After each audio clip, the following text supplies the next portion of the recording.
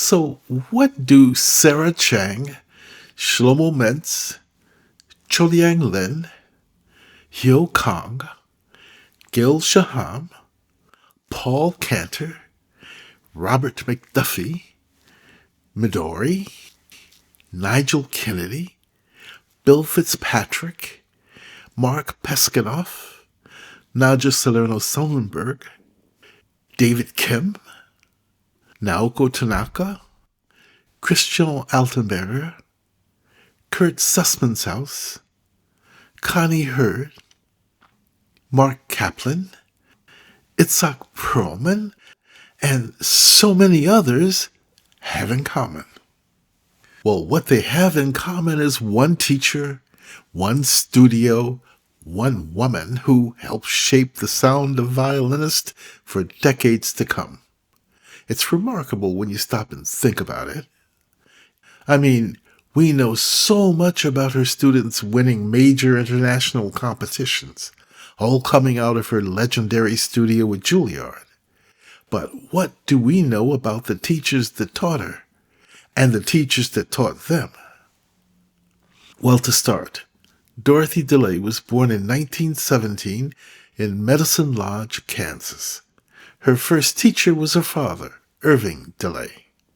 While we do not have a documented lineage attached to him, he introduced her to the violin and guided her through her earliest years of study before she left Kansas for more formal training.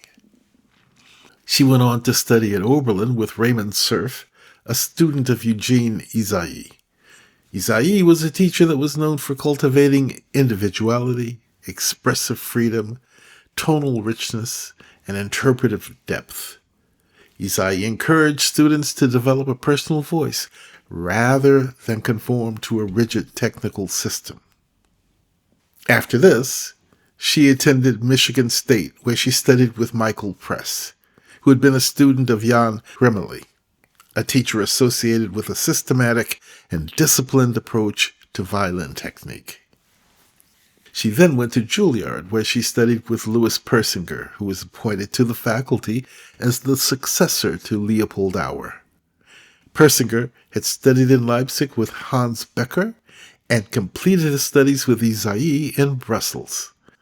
He spent summers with the French violinist Jacques Thibault, who emphasized elegance of phrasing, natural bow flow, refined tonal color, and expressive spontaneity.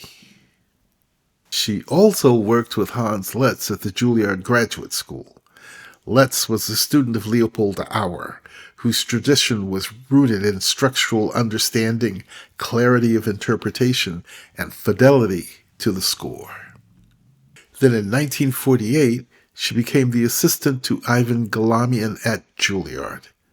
Galamian had studied with Konstantin Mastras, whose teaching emphasized systematic technical organization, analytical practice methods, rhythmic precision, and disciplined bow control. He as well studied with Lucien Capet, who focused on refined bowing techniques, nuanced articulations, tonal control through contact point, and bow distribution. Through Galamian, DeLay encountered both Russian and French pedagogical traditions that were layered onto the influences she had already come in contact with. But her nearly 20 years as his assistant ended when she accepted a position at the Aspen Music Festival in 1970. Their relationship never recovered.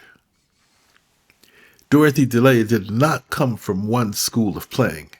She was shaped by multiple traditions, and that helps explain why her teaching was not about preserving a method, but about reaching the individual student.